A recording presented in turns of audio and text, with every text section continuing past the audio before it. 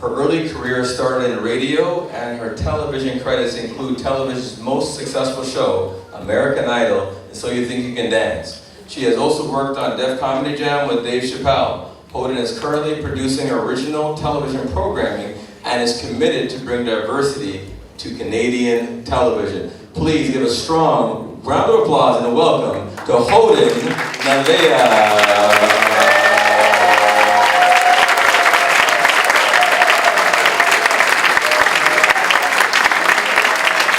Make a tough one tonight. What a small world. Noel and I went to Windsor together. Now we meet 10 years later. Good evening, everyone. How are you guys tonight? Powerful. Powerful. I love that word. Okay. Thank you for joining us for the Black Canadian Mayoral Forum brought to you by the Diversity Advancement Network. I will briefly introduce all the candidates. I will kindly ask you to hold all your applause until we get all of them completed. And once we complete the introductions, I will give the candidates 2 minutes to share their positions, and then we will start the debate. First time I'm taller than a mic. Okay. Our first candidate. Born in Etobicoke, Robert Bruce Rob Ford is the 64th and current mayor of one of the most diverse cities in the world, Toronto. Before being elected as mayor in October 2010, Mr. Ford served the city of Toronto for 10 years as a councillor for Ward 2. Welcome, Mr. Ford.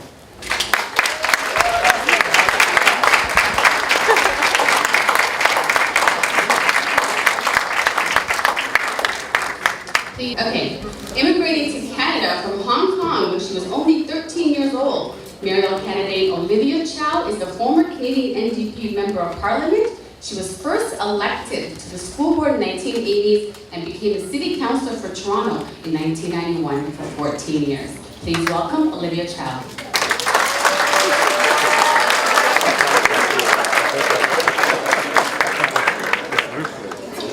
I guess we're not following the rules. I love it. Okay. Born in Scarborough and founder of the Dense Grove Park Community Association, mayoral candidate David Soknacki was elected as councillor in Scarborough in 1994 for 3 years. He then served as Toronto City Councillor for 1999 for 7 years, representing Ward 43. Welcome, David.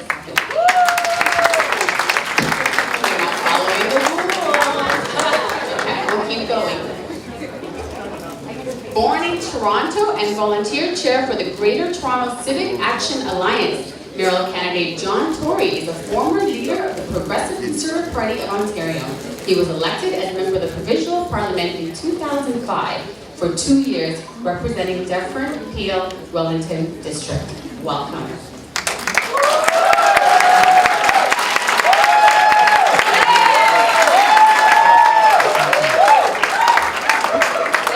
You know you can make a change when you break all the rules, right? Okay. Born in Toronto and the CEO of a music and fashion magazine, The Concrete Chronicles, mayoral candidate Dewitt Lee is the proud Christian who also runs a small marketing firm called Lee. Welcome, Dewitt Lee.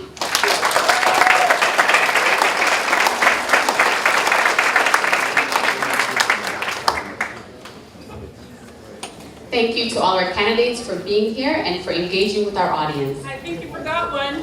Oh. Okay, the rule breaker. See, we're still forgotten. ONNE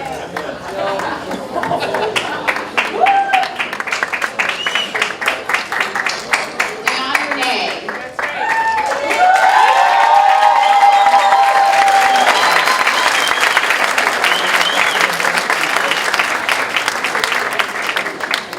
Thank you, Dion, for pointing that out to us. Welcome.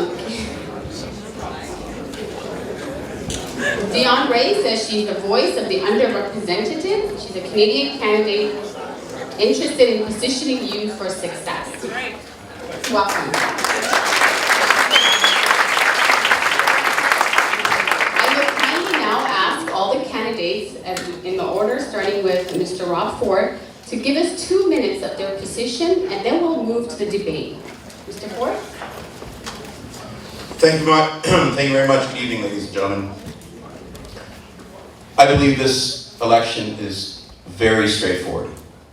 On October 27th, you're going to have a choice to make. You're going to have a choice to make of someone who has experience and a proven track record down in City Hall. Someone that said they were going to do it and did exactly what he said he was going to do. Folks, you know I said I was going to get a union deal. I got a union deal. You know I said I was going to get rid of that $60 car tax. I got rid of the $60 car tax. I inherited $775 million that we had to find efficiencies for. I did that. I kept property taxes at 1.5% lower than any city of our size in North America. I said I was going to contract out garbage, and we weren't going to have any more garbage strikes, and we weren't going to have any more transit strikes. We weren't going to have any more strikes, period. And I did exactly that. Library strike. So, folks, ladies and gentlemen, it is straightforward. If you want someone with a proven track record that has saved over $1 billion, I'm the person that you want. If you want someone else that you know your taxes are going to go up, that are going to implement a gas tax, every tax you can think of, but they call it revenue tools. You want an LRT on Shepherd, you want an LRT on Finch, I can guarantee the other three people will do that, meaning Chow, Soknacki, and Tory. You want subways? You want subways? I have a proven track record in building subways. So, folks, I welcome the other two candidates here. We have yet to debate, and I look forward to them participating in the debate. And I wasn't aware of their position, but thank you very much. All the best.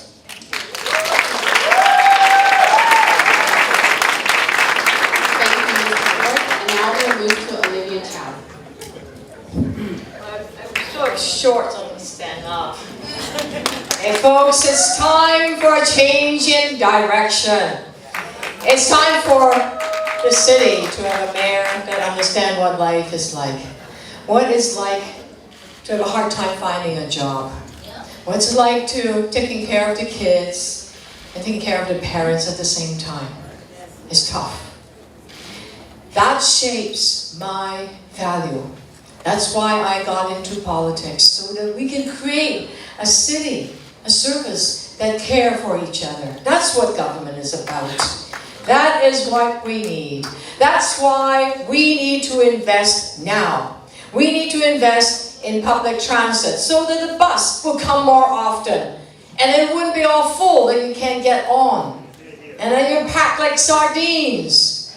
And we also do need to put shovel in the ground on that Finch LRT lines so that you can save at least half an hour each day in transit. Let us invest now on public transit. And we need to invest in our children, after school programs, because it's so important. It's about our children. After school programs so they can grow up smart, strong, and stay out of trouble. And that's what we can do, and hire some young people so that they can be role models for our children. That is a good thing to do, and for that to happen, we need to invest now. We need to invest in public housing. We need to build more affordable housing, 15,000 units of affordable housing, because far too many people are waiting for affordable housing. And jobs especially for young people, so we give them hope. Because right now there's a crisis. 1 out of 5 young people cannot find a job. Let us go and create some jobs for our young people so they can hope. They can have hope so they can start their families. We can do all this together. I have the experience. I've been a city councillor, been a member of parliament. When I was a city councillor, we started and expanded the children nutrition program so that the kids wouldn't have to be hungry when they're in school, because you can't learn when you're hungry. And also, dental care, free dental care for kids that parents' income is less than $30,000. I started that, expanded that. Let us do more. There is so much more we can do together. Let us work together. Let us invest so that we can create a caring government, so that we can have a better future for all our children. Thank you so much for being here tonight.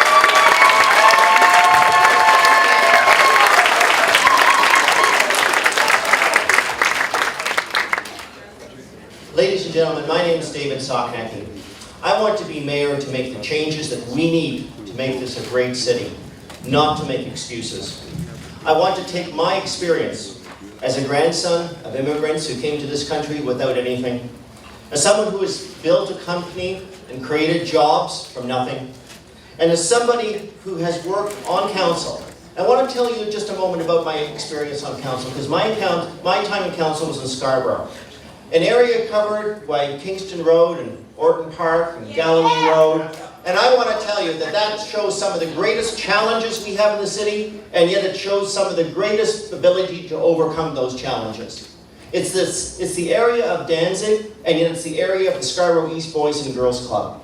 It's the area where there is some abject poverty and some real challenges, and yet with our city government, with investment, with treating people with decency and fairness and giving them not that hand out but the hand up, that we can achieve so much together and to make us all proud of what we can be.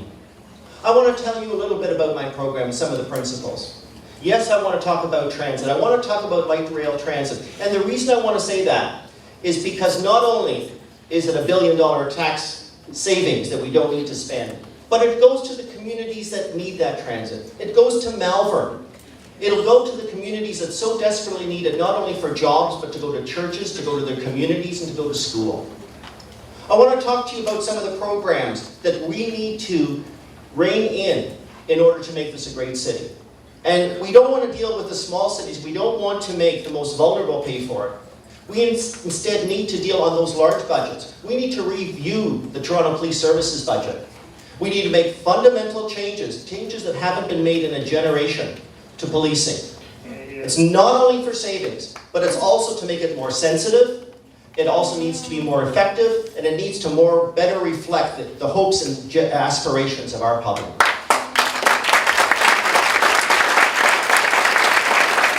I look forward to the rest of the debate, ladies and gentlemen. Thank you for coming.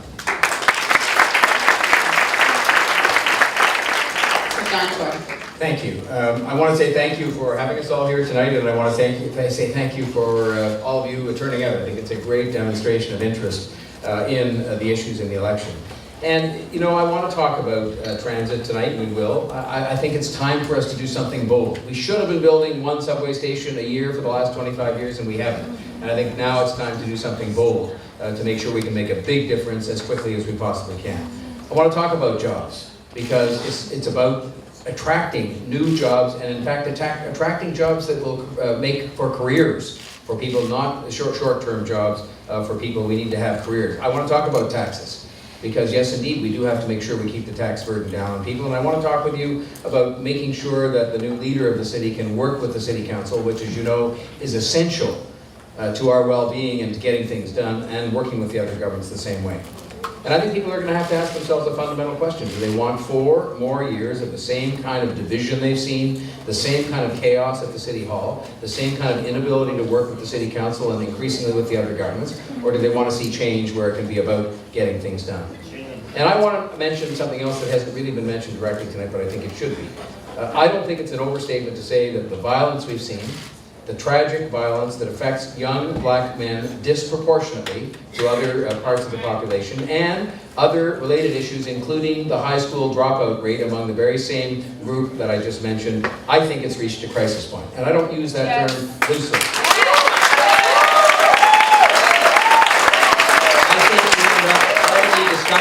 We end up hardly discussing this in our city, and I think it's time we started seeing it for what it is, which is a crisis. And we need leadership from the mayor. I think it's been sorely lacking, as people instead seem to race to claim credit for solving problems which in fact grow worse over time. I have a track record as a private citizen. I have a track record as a private citizen of acting on these issues, stepping up and acting, and I think now it's time to step up the pace. The programs that are going to help in this regard are not a waste of money. They're the best investment we ever make. And so I do believe we need a mayor who can work with the City Council, who can work with all levels of government, both Premier Wynne and Prime Minister Harper, to address all of these issues in a serious and substantive and timely way, and in a partnership with every single segment of our population. And that's exactly what I'll do. Thank you.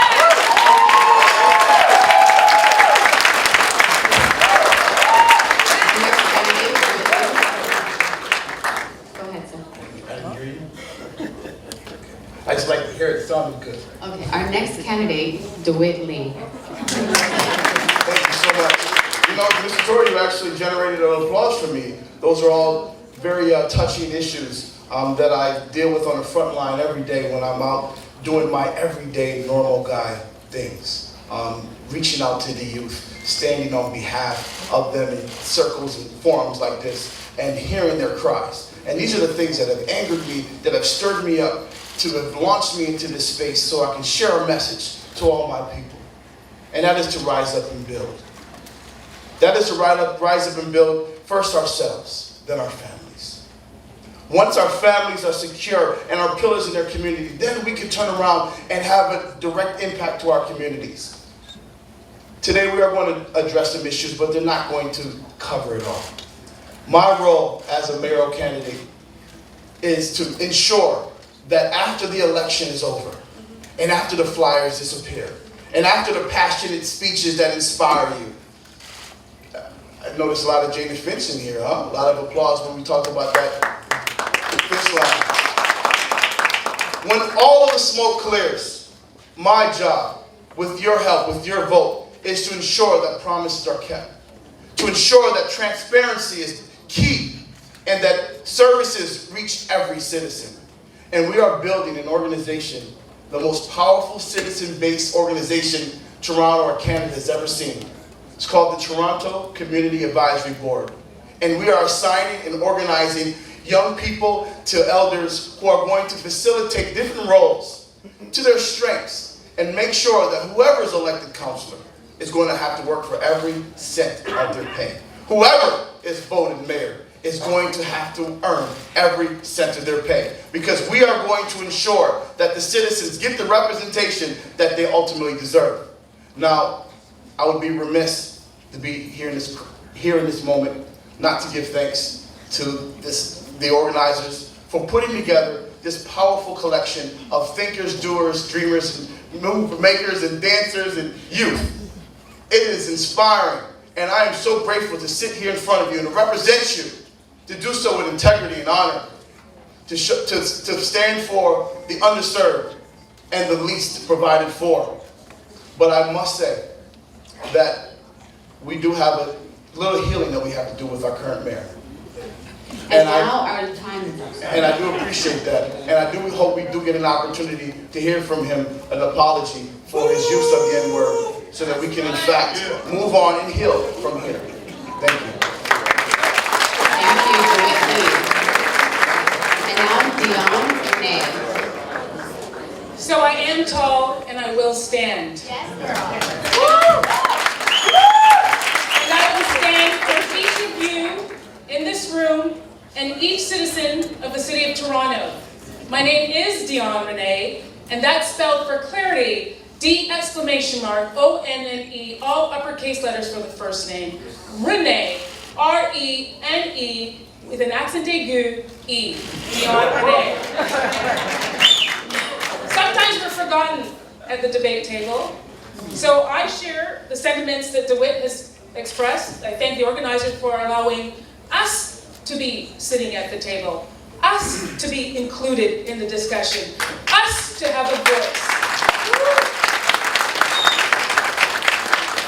When I'm speaking to the 98%, and I hope you're listening to me when I'm speaking, because it's the 2% that control the media, it's the 2% who's telling you who's leading in the poll, it's the 2% who say who's in the poll, but yet don't include me in the poll. So how can the polls really be fair? How can democracy democracy be democratic when we don't have a voice? So consider when you're voting that same rule, that you have an opportunity to make a change. I believe we can do this, and I'm hoping that you remember, vote ONNE Renée on election day. A vote for me becomes a voice for you.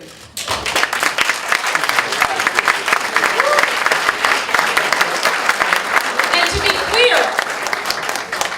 be clear, I am in this race to be considered to be the chief public servant. I'm here to serve you.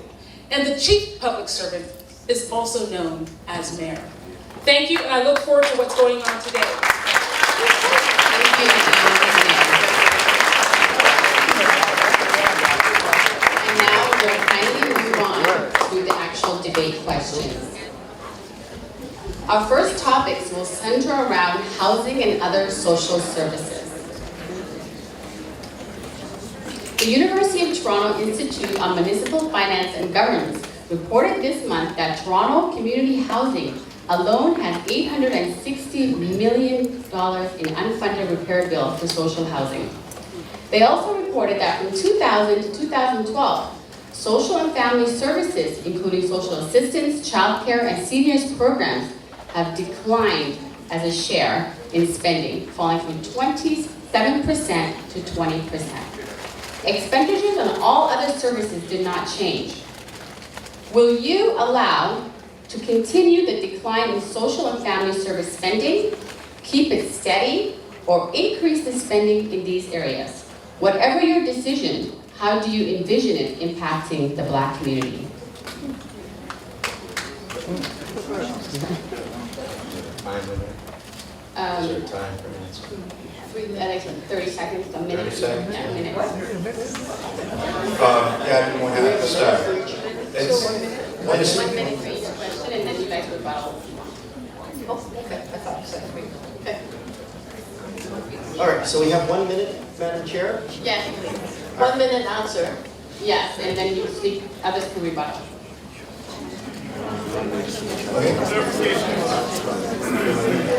Okay, I think. Okay, so- We'll go for 3 minutes, each person, and the next one. What is it, Madam Chair? Sorry about that. Each question is going to need 3 minutes, and after that, the next person will go. So we're going to go in alternate method. So we're going to go from Mr. Rockford to Dion, and afterwards, the next question will start from Dion and back to Mr. Ford. So it's 3 minutes per answer. For the answer of each question. I think Per candidate, yes. per candidate. and then there's a rebuttal between us? There's a debate between us? No, there won't be a debate. Each question will be answered, and then we can have 30 seconds again, and then we'll move to the next question. 30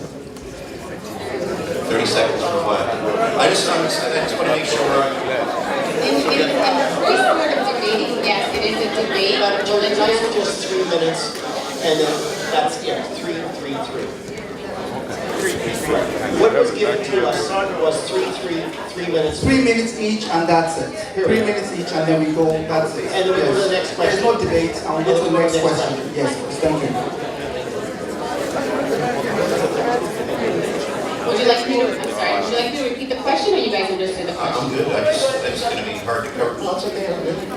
If Madam Chair, if I may ask, did you give us some kind of indication that the 3 minutes is approaching? Yeah, 30 seconds left. just a 30-second left. 30 If seconds you left. maybe tap on the mic or something, just to let us know that Yeah, wrap up. that's my direction.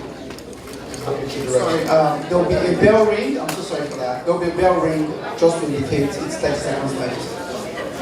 Thank you. Wrap up.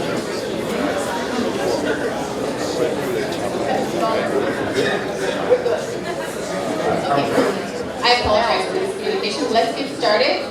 I'll repeat the last tail end of the question so that the candidates feel a little bit more comfortable in repeating that.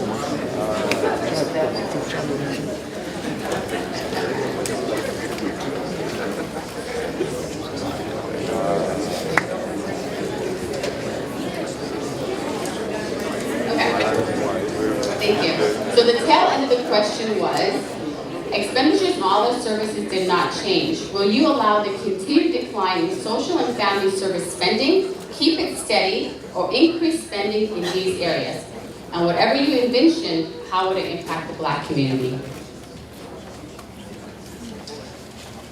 Okay, thank you very much, Madam Moderator. I got the first and the last, and it was pretty long, but I'll try to condense this as much as possible. In Toronto community housing, folks, nobody has done more for Toronto community housing than Rob Ford.